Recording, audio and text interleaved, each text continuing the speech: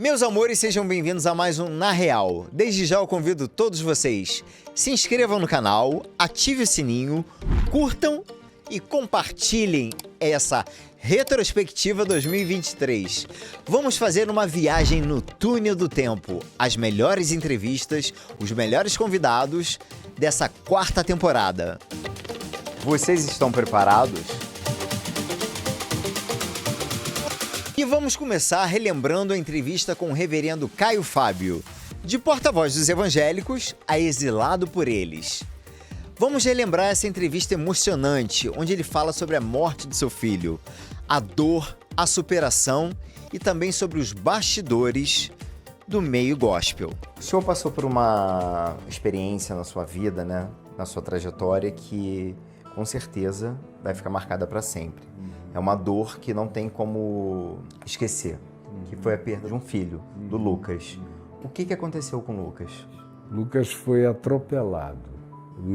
Ele e os irmãos saíram para uma festa em Itaipu, Niterói, e eles estavam ali naquela descida de Piratininga, e tem você conhece bem lá, tem uma padaria chamada Do Grão ao Pão, e o Lucas era acostumado, os irmãos todos, a irem lá comprar pão de manhã, quando a gente morava ali vizinhos. Eles pararam e ele disse, eu vou comprar um pão. Saiu do carro, atravessou a metade da rua e deu uma dançadinha assim naquela ilha ali do meio da estrada. Voltando da festa, no caso. Voltando da festa, 4 horas da manhã.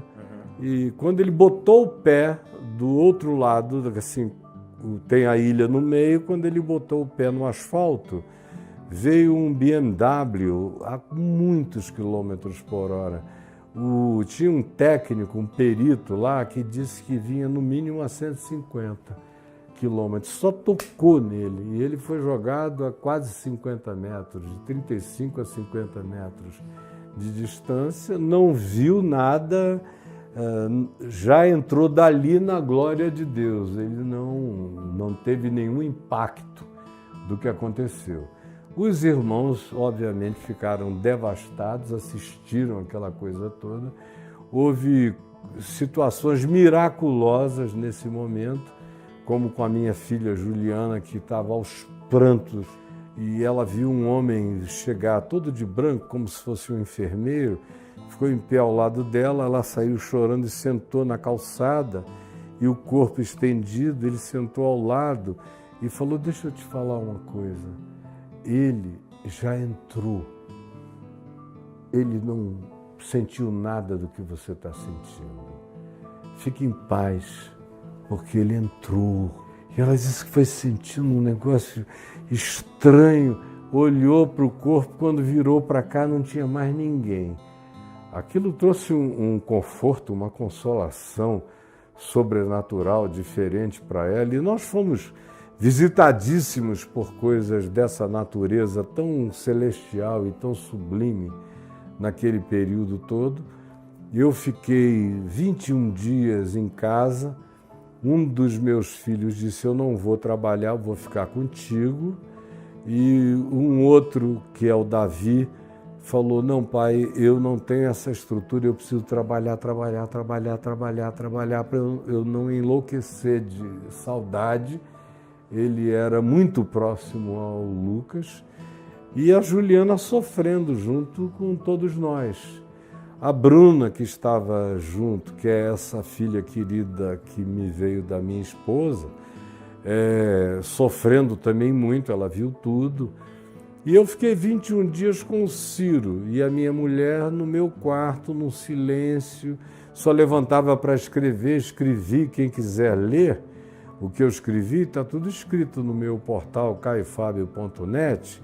Tem lá uma lupa, basta o indivíduo escrever Lucas com K, que vai encontrar todos os textos que eu escrevi naquela ocasião, naquele período, sobre a morte dele e todas as minhas emoções e os derrames de sentimentos que eu tive. A dor, como você mesmo já disse, é inigualável.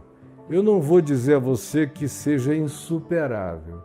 Para algumas pessoas Para quem não tem esperança para além do horizonte imediato, é quase insuperável uma dor dessa, a menos que o indivíduo não tenha carinho, amor, emoção, coração e compromisso de afeto com o filho. Mas se você tem tudo isso em larga escala, fica um negócio insuportável, a menos que você tenha uma transcendência superior, que era o que, graças a Deus, havia em abundância, tanto em mim, quanto nos filhos, quanto na minha mulher.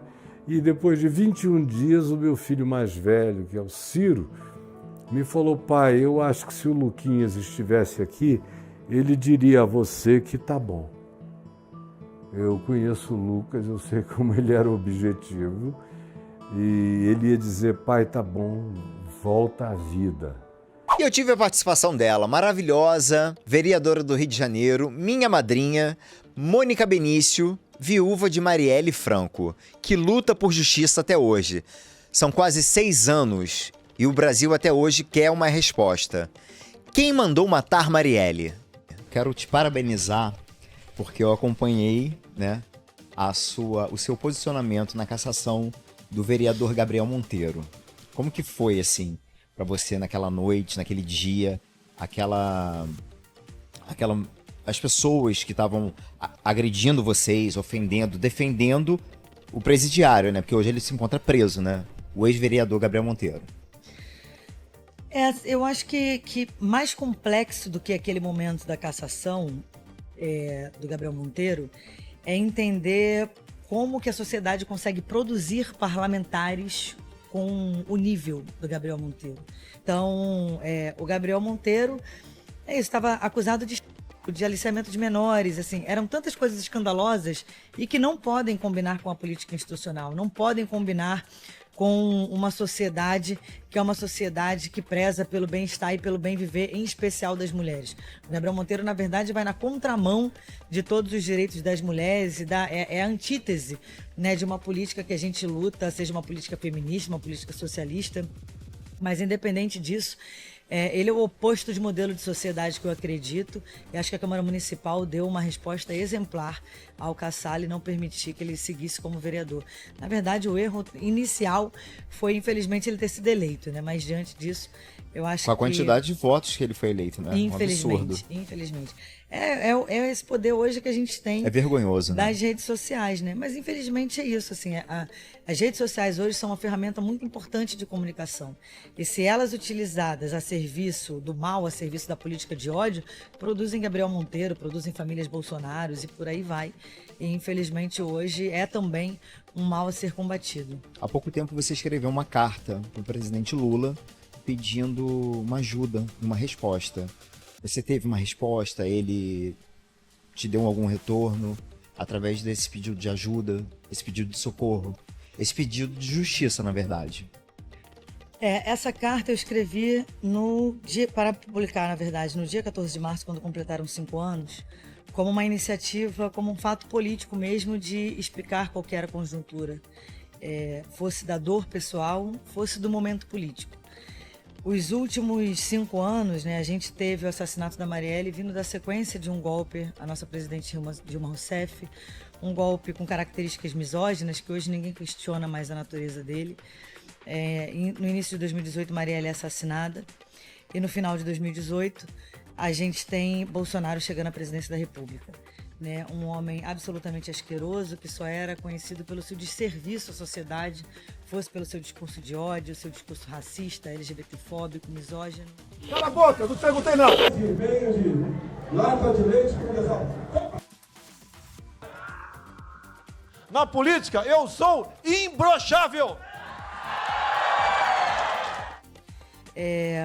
E a gente tem um 2018 desenhado muito do que é a política no Brasil, né?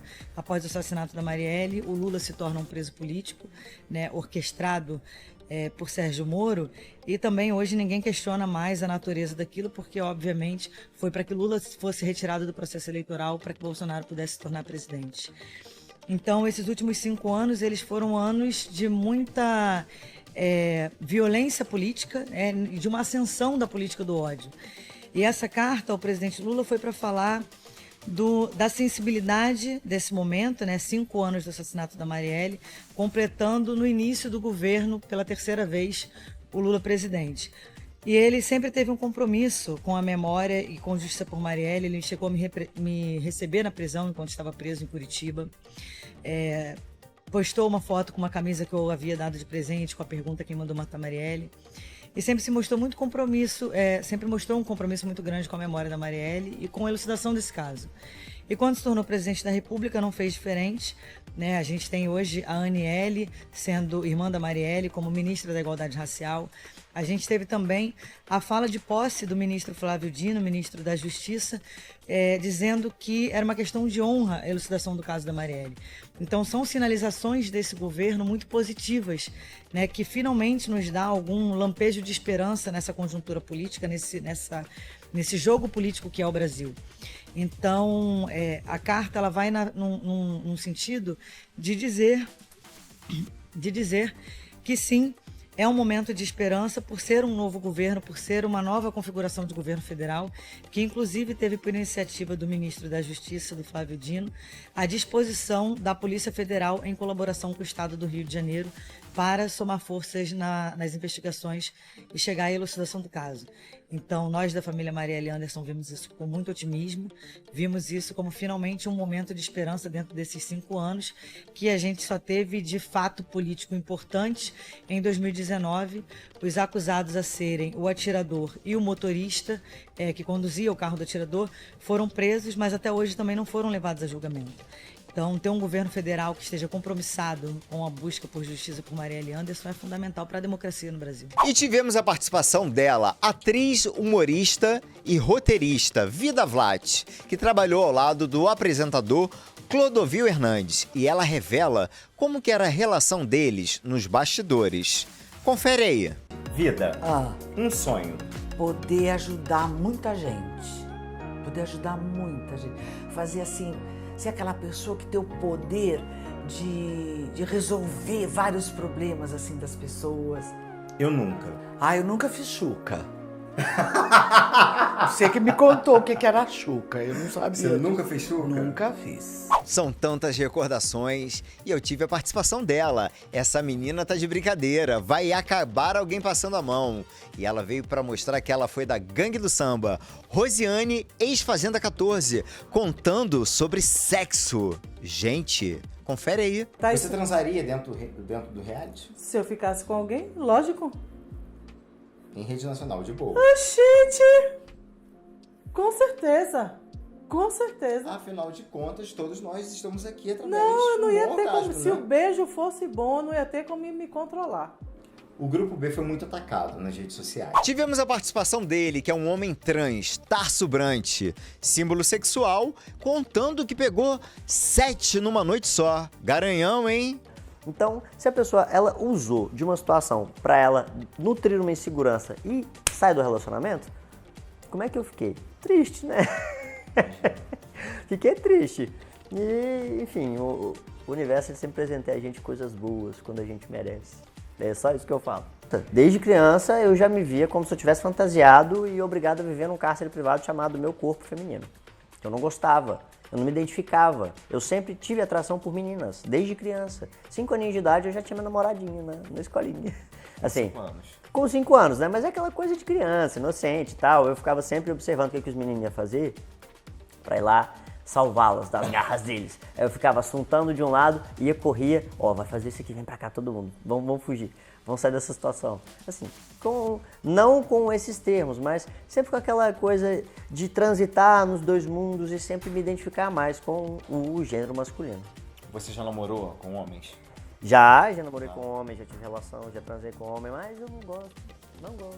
Não é essa praia. Não é minha praia. Real não é minha praia. Como diz aquela música, eu gosto de mulher. Eu gosto muito de mulher. Eu sou bi, já fiquei com outros homens e tal, mas eu gosto de pessoas, mas todo mundo tem uma preferência. Você não é um gado, gente. Obrigado. Eu tava falando pra ele hoje. Ele tá querendo ter filho aqui comigo, gente. Eu quero ter filhos, mas eu não me vejo tendo crianças. Eu me vejo sendo pai, eu quero ter uma família. Não, você pode ser um pai. Mas ter filhos, assim, uma criança saindo de mim, eu não vejo, não consigo. E pra você, assim, quando você se identificou, porque às vezes, de repente, você viu que você era um homem trans, né? Sim. Se identificou. Teve aquele processo assim, não, tipo, não, eu sou antes desculpa. Antes da transição, você se vê como, no caso, uma mulher lésbica? Houve essa fase? Não. Você sempre se viu realmente no corpo de um homem? Eu sempre me vi com um olhar de, caramba, eu não gosto do meu corpo, tem alguma coisa errada aqui comigo. E quando eu gostava de garotas e eu tinha aparência feminina, eu tinha um preconceito comigo, que eu não me deixava estar como uma garota sendo uma menina. Pra mim eu tinha que ser um homem. Eu era um homem, por dentro. Mas eu não tinha como pôr aquilo pra fora ainda. Porque o termo transgênero, ele foi vir à tona depois de 2017, da novela. Porque até então o transgênero era bem reservado, assim, poucas pessoas mais do meio sabiam que existia esse termo. Eu, na minha infância, adolescência, não sabia que era trans. Não tinha um termo pré-definido. Hoje em dia, as pessoas já têm essa informação, não é mesmo? Uma criança que já sabe muito bem o que quer, como se sente bem, se os pais questionam ou fazem ela se sentir ou se vestir de uma forma que ela não se sente bem, a criança vai refletir isso. Eu conheci uma menininha trans lá em São João del Rei. Uma garota trans. Conheço a cidade. Ela chama Ariel. Ariel, ela foi pro hospital porque ela começou a dar tristeza emocional, óbvio, né? Ela começou a dar febre, começou a passar mal, ela começou a ter alguns sintomas porque os pais não percebiam que ela era trans e ela queria boneca. No hospital deram uma boneca pra ela, a menina melhorou.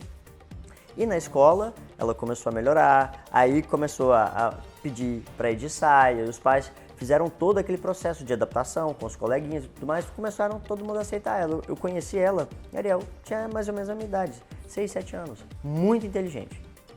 E agora, nesse momento, eu estou até dando palestras informativas, tanto para profissionais, para formar profissionais aptos a cuidar de pessoas trans e a entender que pessoas são pessoas, independente do gênero ou orientação sexual, porque são duas coisas diferentes. Sim. Então eu comecei a fazer essas palestras tanto para ambiente público, privado, palestras educacionais mesmo, informativas, para que as pessoas entendam o que é a transição, como lidar, como apoiar, apoio familiar é importante ou não, sabe? E tem coisas assim que, poxa, se você tem uma conversa com a pessoa, é tão esclarecedor que ela vai ter um outro olhar sobre essa realidade, porque faz parte da realidade comum de todo mundo, gente. Todo mundo é igual, todo mundo é gente. Claro, com certeza. E isso é o que o Tasso hoje diria pro Tasso que participou do De Férias. Se joga mais, cara. Se joga, deixa sair, extravasa. Que eu me retraí um pouco. Nos dos primeiros episódios lá, eu tomei um toco. Sabe? Primeiro, real, a pode sua falar. percepção ela tem um fundamento. Não Sim. tem porquê eu falar que não, porque tem. Eu não Sim. superei o fora. Eu não consegui superar um fora de muito tempo que eu não tomava um fora. E eu tô tentando entender o fora até hoje. Coisa que eu e a Maju, a gente Gente, mas já levar fora é a coisa mais conversou. legal É que da vida. tomar Cada um fora na coisa. TV, gente, é complicado. Você fica revendo. Olha o tanto de vezes que a gente já não viu o Tarso com essa cerveja na mão. Ai, gente, do complicado fora. de quê? Um programa numa isso aí. festa. O que tem de complicado? Pera. Isso me doeu. Eu fiquei chateado. Eu fiquei, caraca, velho, quantos anos eu não sabe, não levava um não. Quem foi a louca que deu esse toco em você, gente? Um homem bonito desse, meu Deus. Eu também acho, né? Mas ela é esquisita, deixa ela. Não tem problema, né? Ela, não sei qual que é o problema. Ela tinha um problema comigo, fato. Era perseguição, não sei. Porque ela fez questão de me deixar de canto. Aí depois, na hora que as câmeras desligaram, ela veio pro meu lado. Ah, querida, agora não quero também não. Sou mais eu. Débora Albuquerque é apresentadora, dançarina e ex-Fazenda 14, passou aqui no programa e contou as tretas e as polêmicas que aconteceram no reality e o seu embate com Deolane Bezerra. Então não vou eliminar 2, mentira, isso daí não existe. Falei isso. Quando a Galisteu lançou essa, eu levei um susto. Te confesso que eu fiquei assustada. Até hoje eu não entendo, mas aceito, entendeu? Eu aceito, mas não entendo.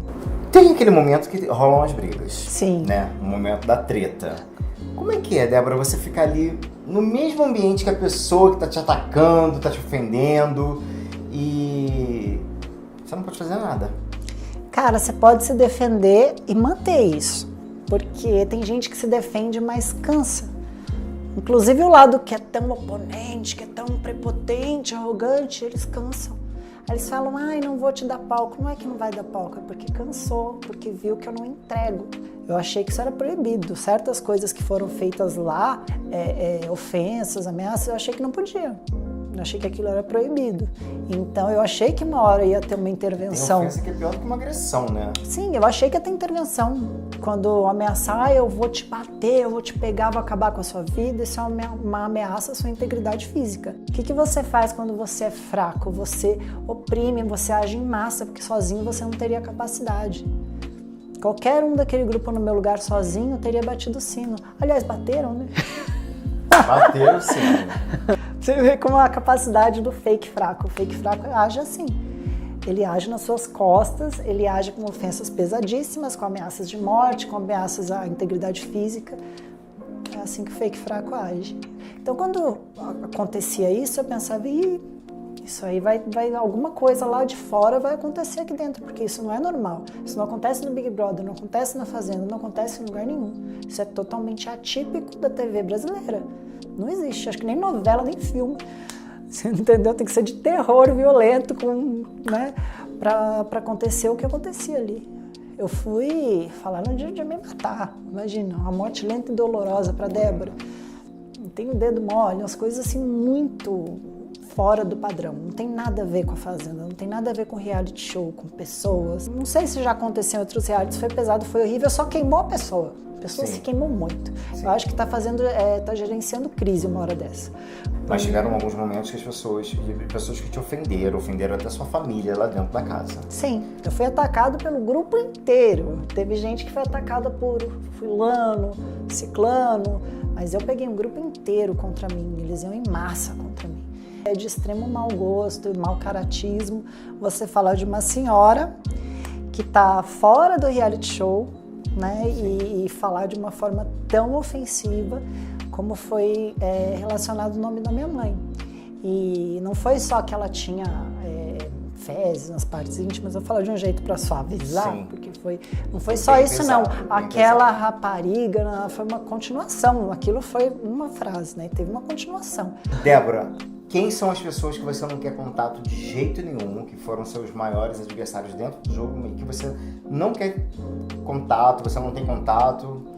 Eu não quero contato com ninguém do grupo A. Muito opressores, muito desrespeitosos com meu marido. Não tem noção nenhuma de que existe um casamento, uma criança, uma família. É fora de noção. E ali você estava sozinha?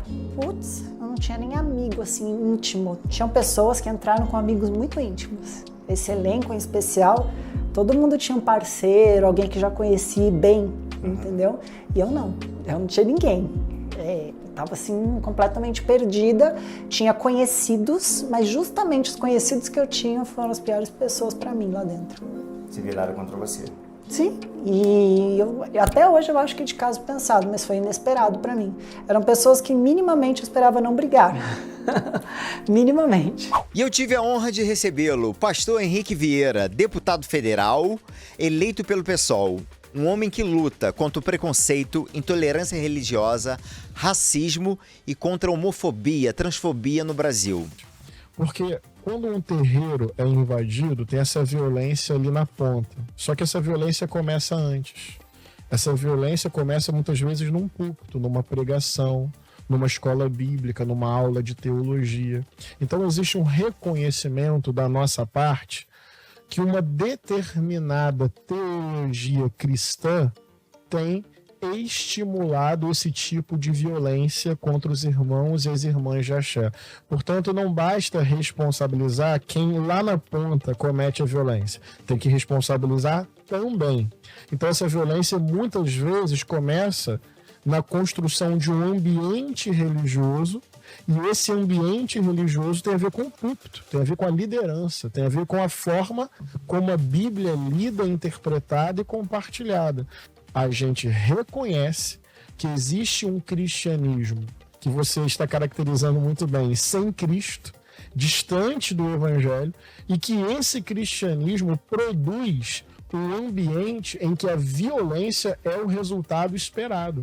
porque é intolerante, porque não consegue dialogar com a diversidade, porque não consegue ver sacralidade naquilo que é diferente da sua própria experiência religiosa, e mais do que isso, olha seletivamente para as experiências africanas e trata como alguma coisa do mal, cria um ambiente de guerra, e se é guerra tem o direito e até mesmo o dever de atacar. Eu fui formado num ambiente que me criou essa emoção, esse afeto. Com o passar do tempo, eu fui me desvencilhando desse fundamentalismo, eu fui entendendo de outra maneira o evangelho, eu fui me entendendo como homem negro e celebrando a ancestralidade negra e vendo beleza, riqueza, sacralidade nas experiências da espiritualidade africana. Eu fui redescobrindo Jesus pelo ponto de vista da negritude, mas repara, foi um processo ao longo da minha vida. Mas esse tipo de religiosidade, em nome de Deus, já colocou mulher na fogueira da Inquisição, já colocou chicote nas costas do povo negro, já dizimou povos indígenas. Ou seja, quando a experiência religiosa deixa de ser uma abertura ao diálogo e se torna capturada pelo dogma, ela pode produzir indiferença e violência em nome de Deus. Vocês querem humor? Graça? Meu convidado tem pra dar e vender. Evandro Santo, o Christian Pior do Pânico na TV, contando tudo sobre os bastidores. Babado, confusão e gritaria. Olha só. Você teve uma treta na época do Pânico com a Suzana Vieira, que ela foi bem deselegante com você. O que aconteceu de fato? Na verdade, foi a estreia da peça Partilha, né? E aí, a pauta do redator era que todo mundo que fala Bela dava um selinho tinha sucesso. E a peça era dele. Então foi todo mundo fofo e tal. E o Sandro, que era o namorado dela na época, que fez Fazenda comigo, me deu um selinho. Aí quando eu fui perguntar pra ela, ela falou assim, mas a minha peça não sei o que, de selinho. Eu falei assim, tá, mas essa é a pauta, não sei o que. Inclusive, o Sandro, ele me deu um selinho. Ela falou, duvido. Falei, então veja no domingo. Aí ele chegou no teatro, ela falou assim, você beijou ele, amor? Ele falou assim, beijei. Ela falou assim, tá, ele é muito brincalhão. Eu acho a Suzana muito talentosa, acho muito talentosa, mas muito arrogante, né? Porque tá na hora do artista acordar pra vida, que é assim, essas arrogâncias. E de que artista, que é comediante, a gente não passa de garçom. A gente serve alegria pras pessoas. Se não tiver público, plateia, quem veja a novela, a peça, a comédia, a gente não é nada. Então não tem que subir pra cabeça. Nosso trabalho é servir. A arte serve as pessoas em campo.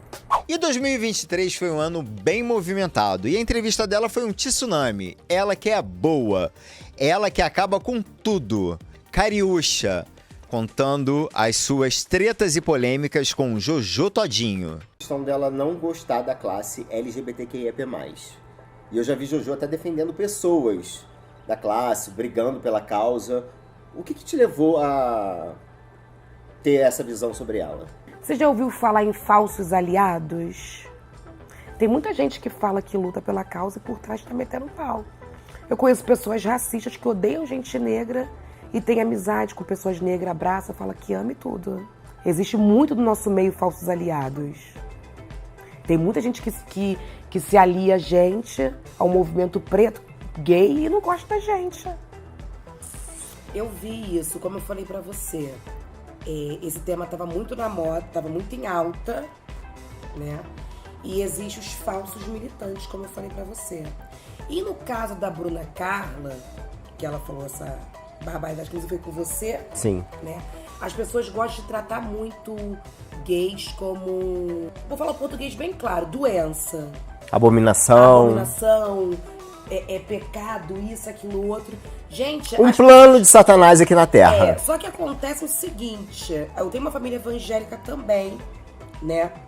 E eu sempre converso muito dentro de casa com a minha família. Inclusive meu filho, que é pequeno, cresceu com travesti, com as meninas, com as travestis. Meu filho tem contato com um monte de viado amigo meus. E eu explico pra ele desde pequenininho isso, pra não vir esse preconceito. A pessoa não se torna gay. Ah, vou virar viado, vou virar gay. Você não, nasce. já nasce assim, você é desde pequenininho, desde o ventre da mãe. Sim. E para mim foi uma alegria recebê-la, irmã Mônica, minha pastora e amiga. Tive o prazer de recebê-la aqui no programa, ela que foi atacada por Antônia Fontinelli. E eu saí em defesa, porque Antônia Fontinelli hoje é uma pessoa desnecessária para a internet. Irmã Mônica, estamos com você. A senhora, no caso, como uma mulher cristã, uma mulher de Deus, a senhora sabe que muitos cristãos também atacam a nossa classe LGBTQIA+. Qual a sua visão em relação a isso? A minha visão é que eles não servem a Deus de verdade. Porque quem serve a Deus de verdade abraça, ama, cuida e zela. E não afasta de dentro da casa do Senhor. Entende? Para mim, uma pessoa dessa não tem Deus na vida. Nessa retrospectiva, vamos relembrar também a entrevista com Chay, ex-Fazenda 14. Com a participação especial da promotora Eliana Passarelli, a gente vai falar sobre um crime pouco discutido no Brasil: xenofobia. Aceitavam eu tão fácil quanto os outros, e isso eu usava sempre a meu favor, para me fortalecer. Mas não é todo mundo que tem esse tipo de pensamento, não é todo mundo que se fortalece quando passa por um preconceito. Então, o que a gente está falando hoje, a xenofobia, é um tipo de preconceito igual qualquer outros preconceitos, como homofobia, como racismo e tudo mais. Só que as pessoas não relevam esse assunto. Estava falando agora com o Gui sobre que os imigrantes, eles muitas vezes, eles mesmos não relevam esse assunto, porque eles falam que eu estou no país deles. Eles falam, eu estou no Brasil, então eles têm razão, deixam eles falarem o que eles querem. Então isso está na cabeça dos maiores imigrantes, falando que por esse motivo que eu estou no país dos outros, eu vou ter que aceitar tudo que os outros falam. Mas isso não é verdade. Existe lei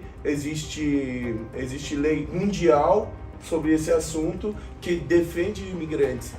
E outros assuntos como racismo, como homofobia, ou até as mulheres que sofriam também feminismo, começou a ter o seu lugar, começou a ter os movimentos contra esses crimes. Só que a xenofobia hoje eu vejo que não existe nenhum movimento, nenhuma pessoa que defende. É uma pauta pouco falada, pouco discutida. Eu acho que ninguém fala. Doutora, ele participou de um reality, ele foi exposto em rede nacional para todo o Brasil. Sim. Temos provas aí, né? E eu sempre digo o seguinte, eu como LGBT, eu tenho a minha causa, minha bandeira, né? Que eu luto. Né? É uma luta diária, né? A gente sofre sim preconceito, sim. Mas eu sempre digo que você não precisa ser LGBT para lutar contra a homofobia, a transfobia. Você não precisa ser preto para lutar contra o racismo, que é um crime horroroso. E você não precisa ser de um outro país para lutar contra a xenofobia. O caso do Chay me comoveu bastante na primeira entrevista que eu fiz com ele, porque eu senti a dor dele. Ele chorou pelas coisas que ele passou, até nesse programa que ele participou. Medo. Ande com você? Não. Você vai ter medo. Oi, você vai ver lá fora. Não precisa ter medo, vou ver lá fora, vou. Vai ver. Vou ver. Vou ver lá fora. Tomar-lhe uma surra bem dada, você vai ver. Nossa, quero ver. Gente, Brasil, ele quer ver. Eu não posso porque eu ando com uns negocinhos diferentes. Brasil, eu também. Anda com um negócio diferente? Eu ando com uns negocinhos diferentes na fita. Aí não dá. Oxi! Nossa, você tem arma, é isso? Eu tenho isso quer dizer o quê? Isso quer dizer o quê? Você aponta na mesa. Você falou o quê? Você anda com um negócio diferente? Ameaço isso? Aí sim, se a carapuça serviu, aí você entendi. No cu, você anda com um negócio diferente, entendi. Ameaça isso aqui pra você sentar e rodar aqui em cima. Entendi. Porque você gosta, né?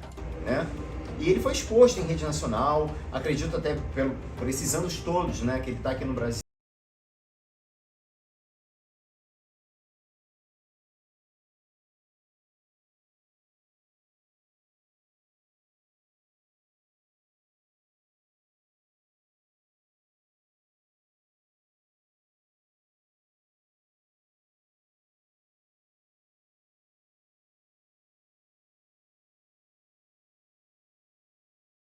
Exatamente, é o próximo.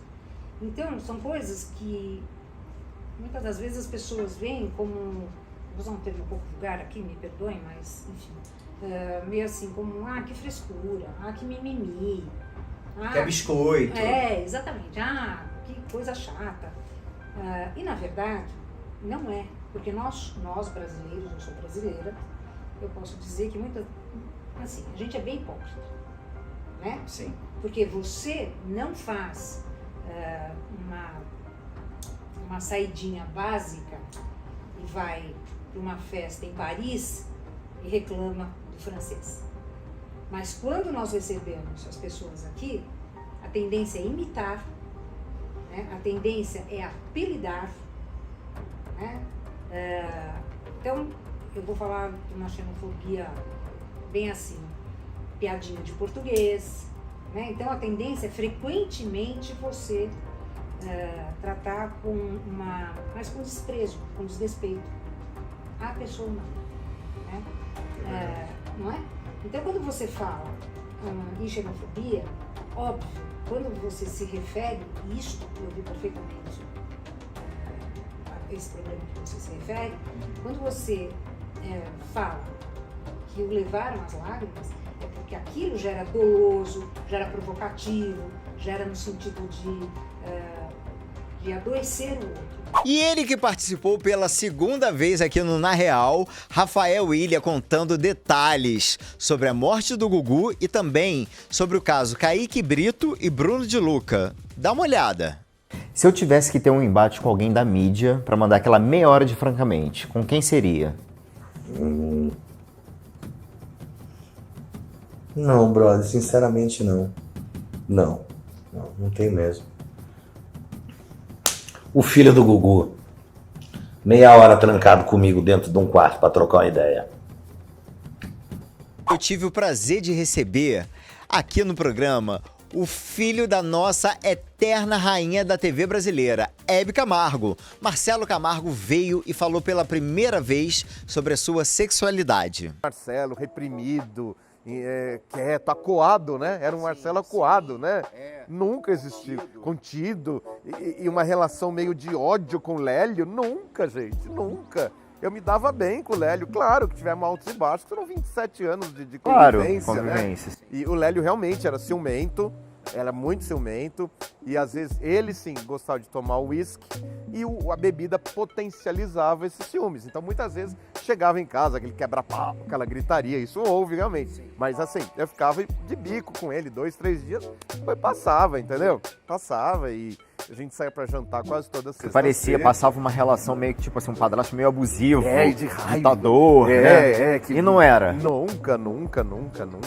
Não gostava, né? Que ele tinha meio raiva de mim, imagina.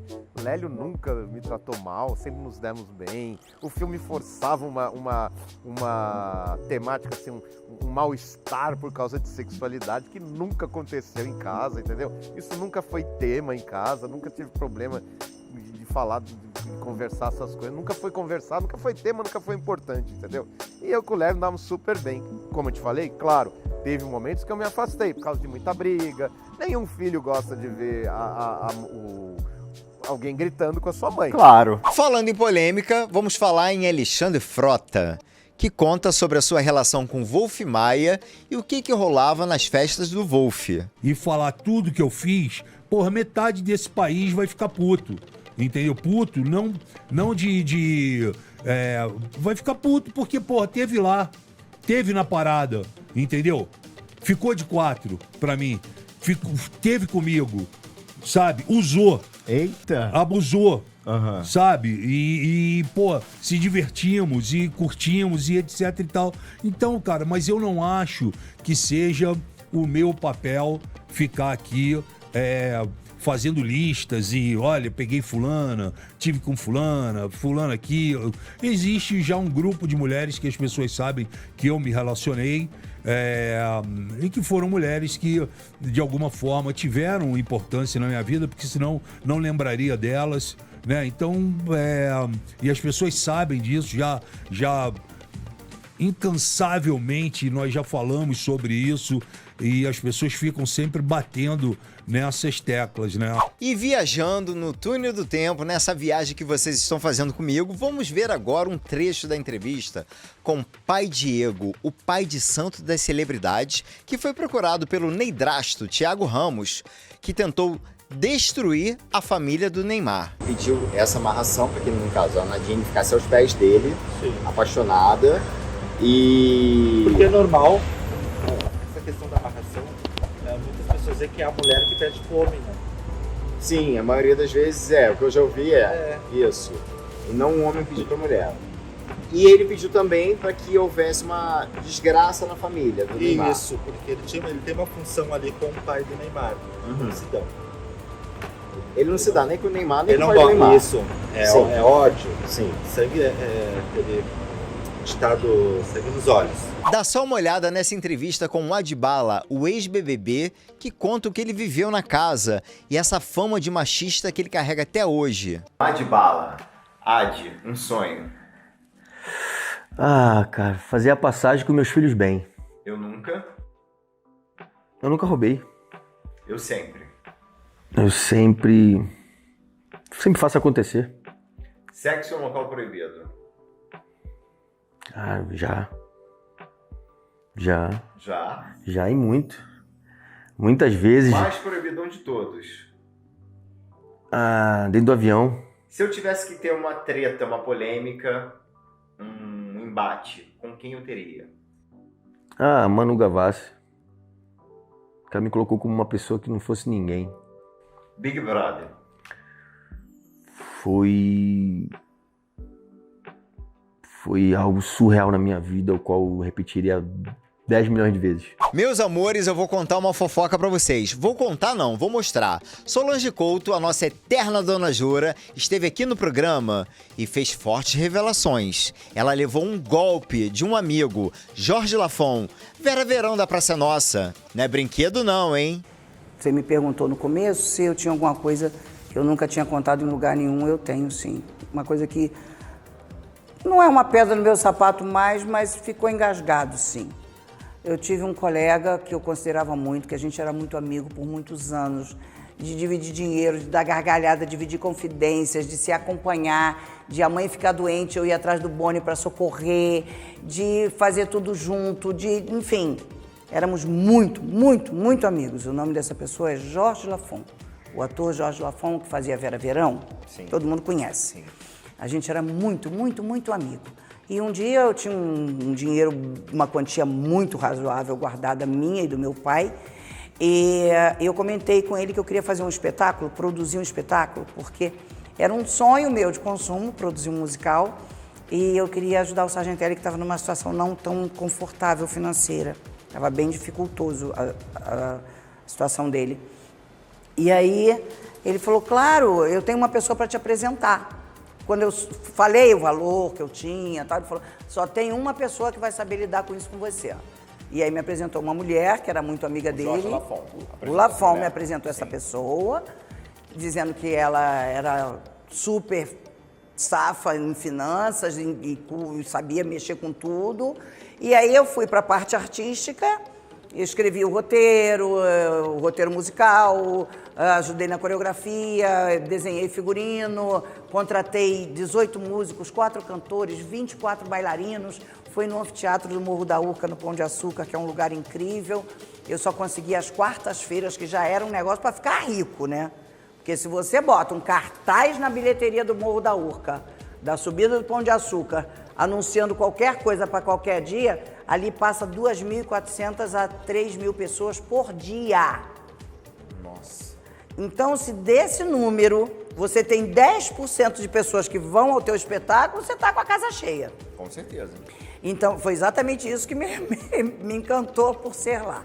E essa mulher, inclusive, foi quem me levou a este lugar, era um contato dela, ela me levou para uma marca de cervejas, na época, que me deu todo um enxoval e tal. E aí eu confiei tanto, porque me mostrou tantas coisas, e é trazida por um amigo irmão, que era o Lafon, me dizendo que era uma pessoa que eu podia A gente confiar. não tá falando de um colega de profissão. Não, era um colega de amigo e profissão, mas era amigo e irmão de casa. Sim.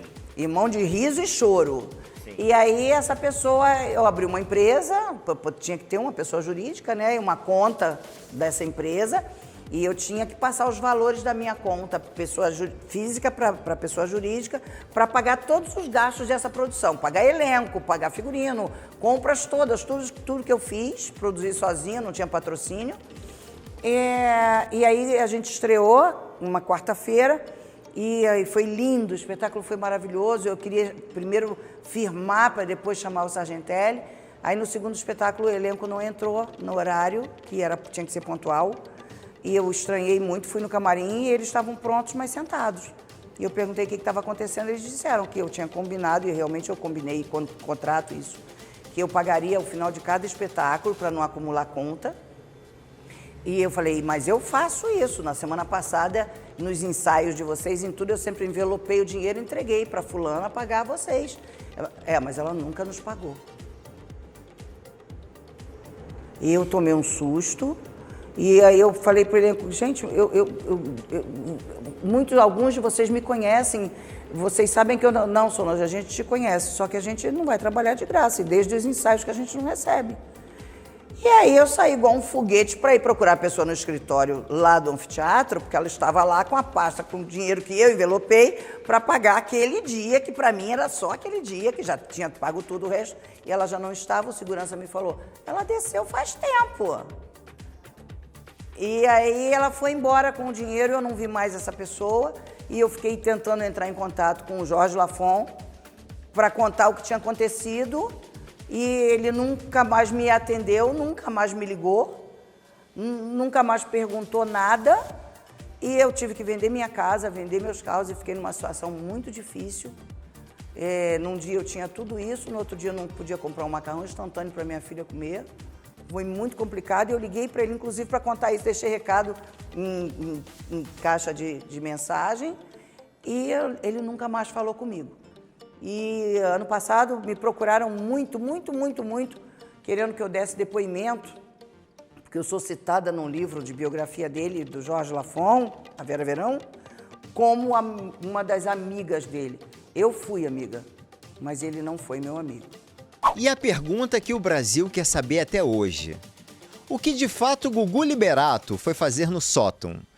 Felipe Campos, apresentador e jornalista, esteve aqui no programa e revelou com detalhes. Dá só uma olhada. Sobre a morte do Gugu. Você acredita nessa versão que ele subiu para consertar um ar-condicionado? Falam da história do ar-condicionado e uma história que é que ele subiu justamente no sótão para ver se ele achava a droga do filho. Isso todo mundo comenta, não sou só eu. E eu acho o seguinte, ele como pai, ele tinha todo o direito de fazer isso, né? De subir, de vasculhar realmente.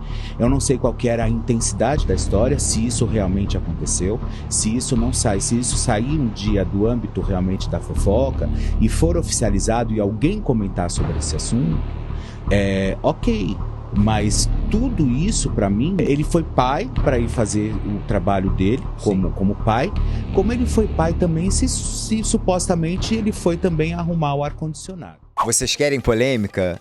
Meu convidado, ele simplesmente tirou a extrema-direita do armário. Eu tô falando do ex-genro do ex-presidente Jair Messias Bolsonaro.